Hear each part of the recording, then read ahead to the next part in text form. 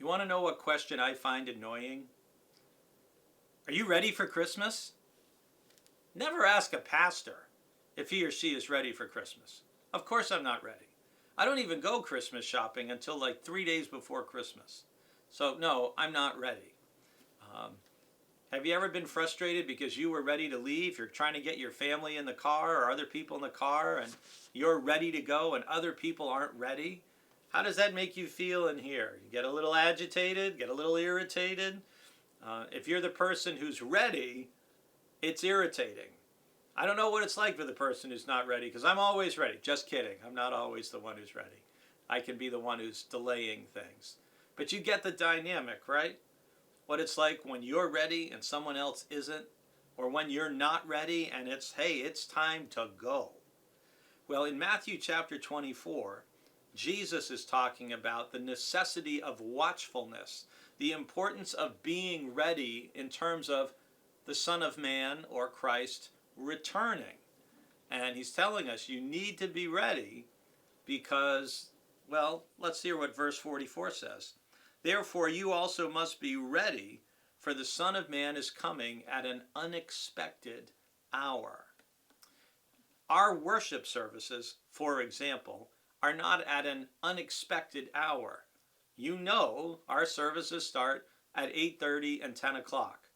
Our son Greg, who's the pastor of the Brewster Baptist Church in Mansfield, we were talking with him yesterday and he was sharing the challenge of being in even a small church like he's in, where people come from different cultural backgrounds and they have different expectations of what it means when you say worship starts at 10 o'clock. Some people are there expecting worship at 10 o'clock. They're ready to go. Other people drift in 5 after, 10 after. We sometimes see that at our own church. Think about the second coming of Christ. Jesus is saying you want to be ready because that's not something you want to be late for. I mean, what if Jesus returns and he shows up and you're not ready? You're not paying attention. And as Jesus says in that same passage, but understand this, if the owner of the house had known in what part of the night the thief was coming, he would have stayed awake and would not have let his house be broken into. Being ready, paying attention, is an important part of Christian living. Just getting the most out of life involves paying attention, noticing things. This is something that poets and prophets and saints, it's what people do.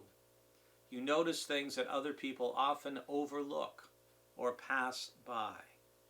As we are in this season of Advent and getting closer day by day and week by week to when we celebrate the first coming of Christ as a little baby, it's also important to be ready for the second coming, because Jesus says it could be at any time. So make sure your heart and soul are prepared. Make sure your life is such that if Jesus comes, he finds you busy about our Father's business.